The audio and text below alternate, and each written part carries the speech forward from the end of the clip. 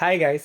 இப்போ பார்க்க போகிறது ஜென்ரலாக டிசைன் இன்ஜினியர், அதாவது ஒரு பிகினர் டைப்பில் வந்து பார்த்தீங்கன்னா காமனாக த்ரீ டிஃப்ரெண்ட் எரர்ஸ் வந்து ஃபார்ம் பண்ணுவாங்க. அதாவது ஒரு டிராயிங் வைஸாக கம்யூனிகேட் பண்ணும்போது, ஏன்னா டிராயிங்ஸ் தான் ஒரு மேனுஃபேக்சரிங்க்கு ரைட்டாக கம்யூனிகேட் பண்ணி ப்ரொடக்ஷன்ஸ்க்கு வந்து ஹெல்ப்ஃபுல்லாக இருக்கும்.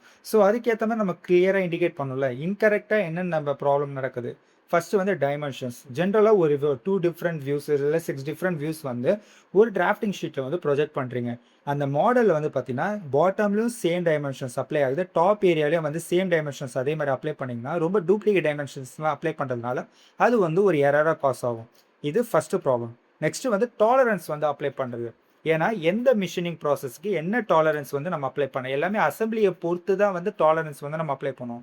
சிம்பிளாக ஃபிட்டோட கன்சிடரேஷன்ஸ், இந்த மாதிரி இன்டர்ஃபரன்ஸ், டிரான்சிஷன், கிளியரன்ஸ், இந்த மாதிரி ஃபிட்டோட கன்சிடரேஷன்ஸ்க்கு ஏற்ற மாதிரி தான் பார்ட்டை வந்து அசம்பிள் பண்ணோம். அதுக்கேற்ற மாதிரி தான் டாலரன்ஸும் வந்து அப்ளை பண்ணணும்.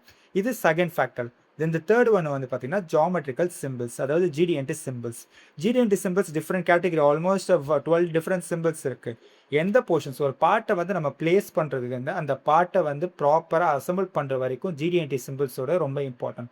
ஸோ ரைட் ஏரியாவில் பிளேஸ் பண்ண தான் ப்ராப்பராக அசம்பிள் பண்ண முடியும். ப்ரொடக்ஷன்லேயே வந்து ரைட்டான ப்ராடக்டே வந்து நம்ம மேனுஃபேக்சரிங் பண்ண முடியும். இதெல்லாம் த்ரீ டிஃப்ரெண்ட் கேட்டகரி. இன்னும் டீட்டெயிலாக லேர்ன் பண்ணுறதுக்கு lock on to www.kalere.in. Okay, thank you.